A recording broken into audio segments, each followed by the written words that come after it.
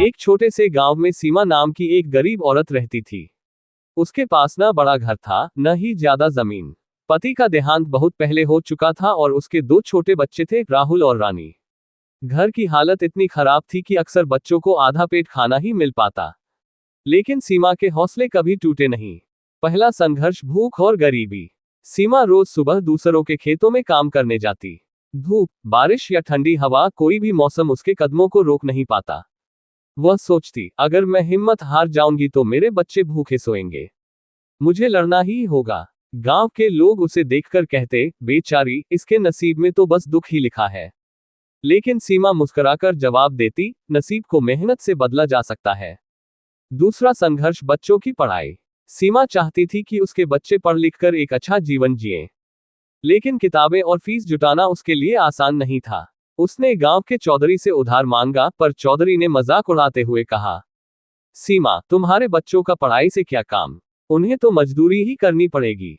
सीमा ने दृढ़ आवाज में कहा, मेरे बच्चे मजदूरी करने के लिए नहीं, बल्कि अपनी पहचान बनाने के लिए पैदा हुए हैं। तीसरा संघर्ष, मेहनत का इनाम। सीमा ने खेतों के काम के अलावा गांव में झाड़ू पोछा और कपड़े धोने का काम भी करना शुरू कर दिया। वह दिन रात मेहनत करती, बच्चों को स्कूल भेजने के लिए पैसे बचाती। धीरे धीरे राहुल और रानी की पढ़ाई अच्छी होने लगी। स्कूल के अध्यापक भी सीमा की हिम्मत देखकर कहते, तुम सचमुच एक मिसाल हो, सीमा। चौथा संघर्ष, गांव वालों की सोच। गांव की औरतें अक्सर सीमा को ताने देती, अकेली औरत होकर इतना काम करती है, लोगों से उधार लेती है, आखिर करेगी क्या? लेकिन सीमा ने किसी की परवाह नहीं की। वह बस अपने बच्चों का भविष्य देखती। उसने सोचा, आज लोग हंसते हैं, कल यही लोग मेरे बच्चों की सफलता पर ताली बजाएंगे। पांचवा संघर्ष, बीमारी और हिम्मत। एक दिन सीमा बीमार पड़ गई। काम रुक गया और घर में खाने के भी लाले पड़ गए। बच्चों ने मां की हालत देखी और खुद छोटे छोटे काम करने शुरू कर दिए। राहुल गांव की दुकान पर काम करने लगा और रानी ने पास पड़ोस में बच्चों को पढ़ाना शुरू किया।